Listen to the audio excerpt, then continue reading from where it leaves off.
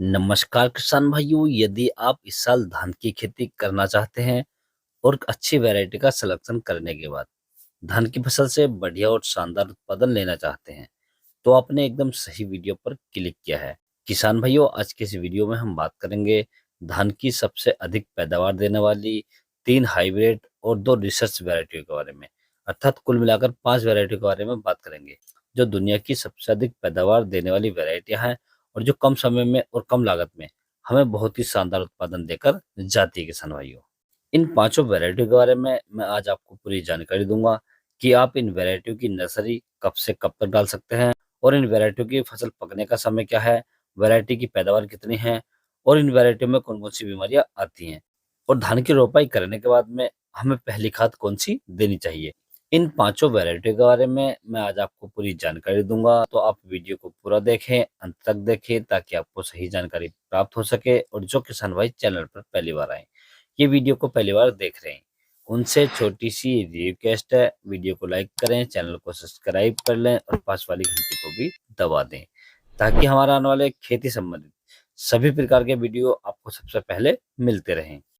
किसान भाइयों, जिस समय हम धान की रोपाई करते हैं और वैरायटी का सिलेक्शन अच्छे से कर लेते हैं, तो हम धान की फसल से बहुत ही शानदार उत्पादन ले लेते हैं। किसान भाइयों, तो आपने किसान भाइयों अक्सर देखा होगा, कुछ किसान भाई जो वैरायटी मार्केट से लेकर आते हैं, उनके जो धान की फसल होती है वो बहुत छोटी बड़ी होती है, अर्थात जिसे हम गजर कहते हैं, वो गजर होती है, यानी उसमें कई प्रकार की वैरायटी मिक्स होती हैं। तो ऐसी वैरायटी यदि हम लगा देते हैं तो हमें काफी नुकसान हो जाता है।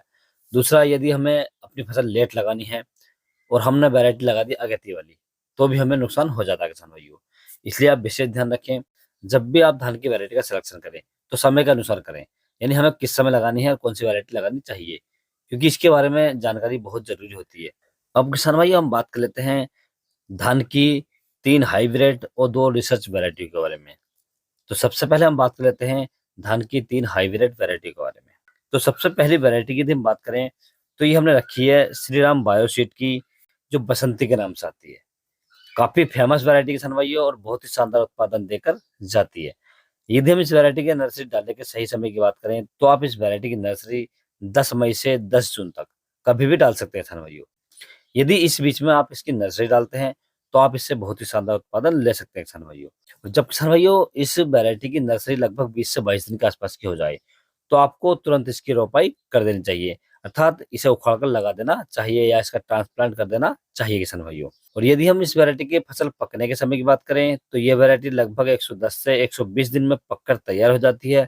यदि हम पकने के बाद पैदावार की बात करें, तो ये वैरायटी हमें लगभग 35 से 36 क्विंटल प्रति एकड़ की पैदावार देकर जाती है किसान भाइयों।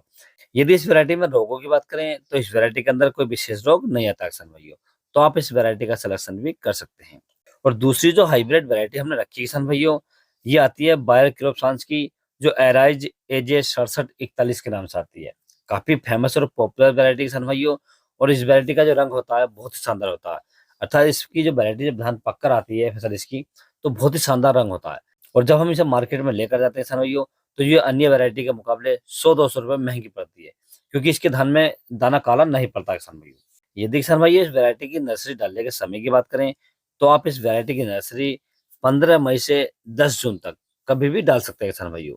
यदि इस बीच में इस धान की नर्सरी आप डालते हैं या लगाते हैं, तो आप धान से बहुत ही शानदार उत्पादन ले सकते हैं किसान भाइयों।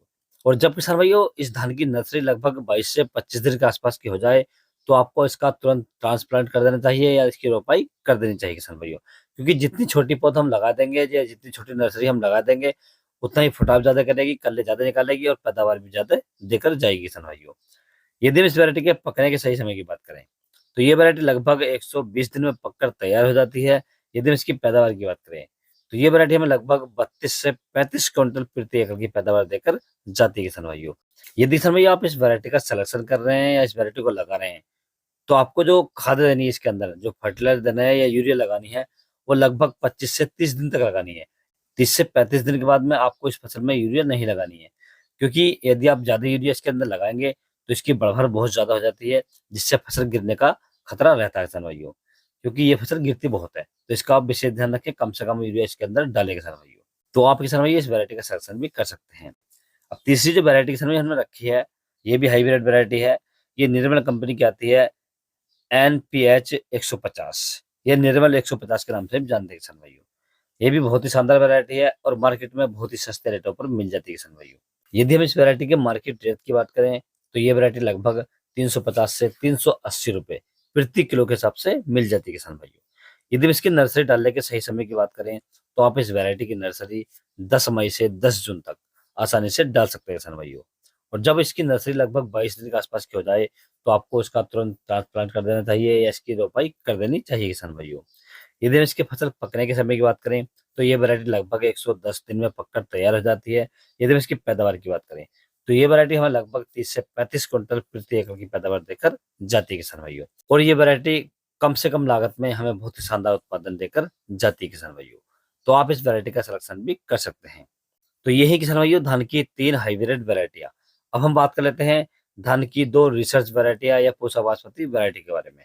तो पहली वैरायटी किसान भाई हमने रखी है, ये बहुत ही जानी मानी वैरायटी है जिसे हम पूसा बासमती 1509 के नाम से जानते हैं किसान भाइयों। यदि इस वैरायटी की नर्सरी डालने की बात करें किसान भाइयों तो आप इस वैरायटी को फरवरी से लेकर और 10 जून तक कभी भी आप इसकी नर्सरी डाल सकते हैं किसान भाइयों।